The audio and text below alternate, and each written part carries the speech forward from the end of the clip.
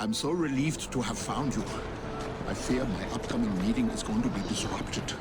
Strike breakers, maybe, or police spies. Ruffians who fear the march of progress. Fear not, Mr. Marx. I'll look after you. I worry that any agitation will incite terrible violence, so please remove troublemakers without attracting any attention. Wunderbar. Thank you. I must prepare, but I will see you inside shortly. Ladies and gentlemen, united work...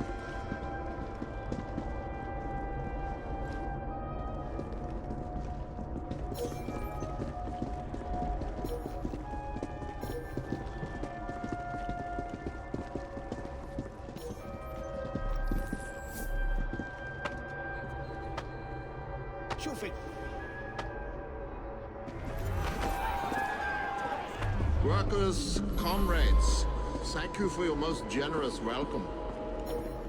I come before you today with a heavy heart. England stands at the head of commercial and industrial Europe. Get Marx! In the last 2 decades, there has been...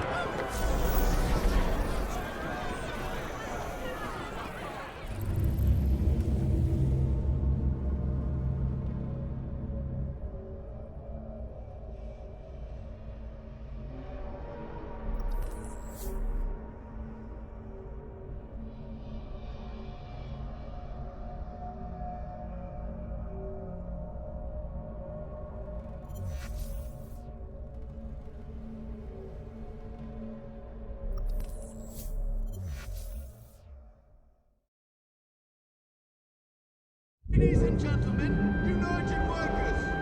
The man we're here to see needs no introduction, but I shall give him one anyway. He has sacrificed so much in the hope that we may all benefit. Please give a warm reception to Mr. Karl Marx. Workers, comrades, thank you for your most generous welcome. Get down here! I I'm come not before finished! you today with a heavy heart. England stands at the head of commercial and industrial Europe. In the last 2 decades, there has been an unheard of development of industry and unprecedented increase in exports and imports. These are facts to be celebrated by the property classes. For the workers, very little has changed. You well know under what conditions of shattered health, damaged morals, and spiritual ruin this increase of wealth and power was produced for the upper classes by the working class. It has become a truth that no perfecting of machinery, no application of science to industry, no improvement of the means of communication, no new colonies, no emigration, no opening out of new markets, no free trade, and not all these things put together can do away with the misery of the toiling masses.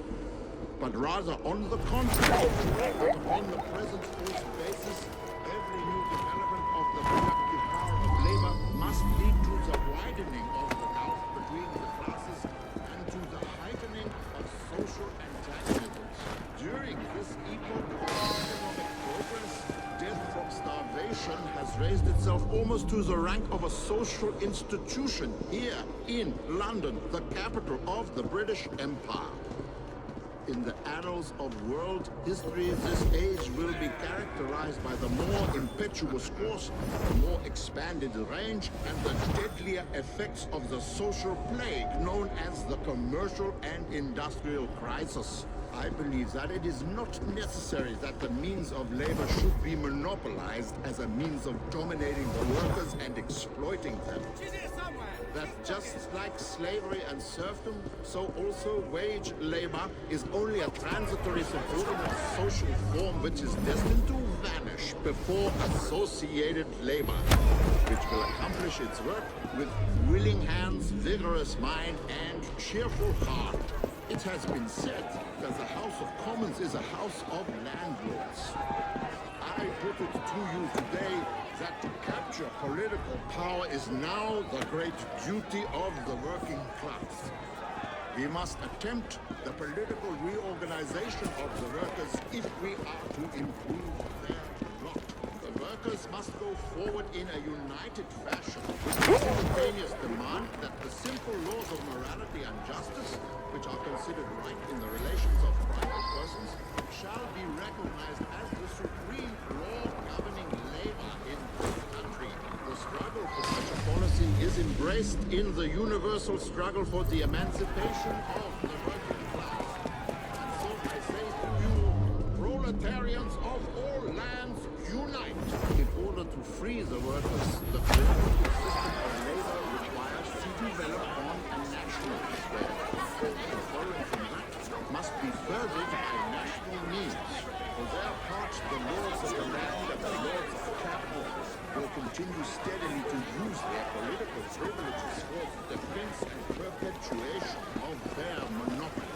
Instead of furthering the emancipation of the workers, they will act so as to bring every obstacle in the way.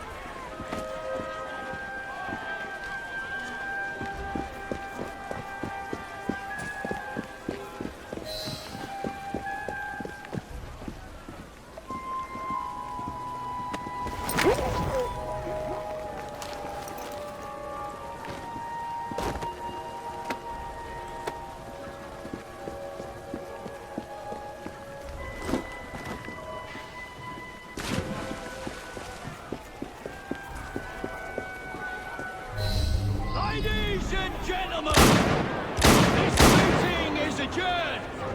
You're all free to go, apart from Mr. Marx. Him, we want to have words with. Stay behind the lectern, Mr. Marx. This is what I'm here for. Yes. Here we go again.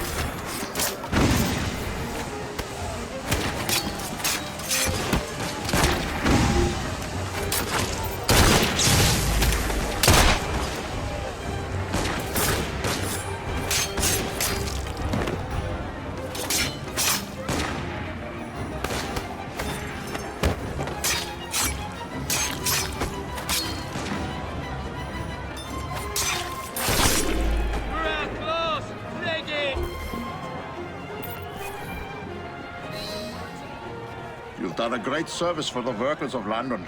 I'm confident the reforms we seek cannot be far over the horizon. I don't suppose you'd formally join the Workers' Party? I'm not much for politics. He's not much for anything that requires deep thought. Does that mean you'll join, Comrade Evie? I'm afraid I have other responsibilities. Honorary memberships, perhaps. You don't give up, do you? We seem to have that in common. Auf Wiedersehen, my friends.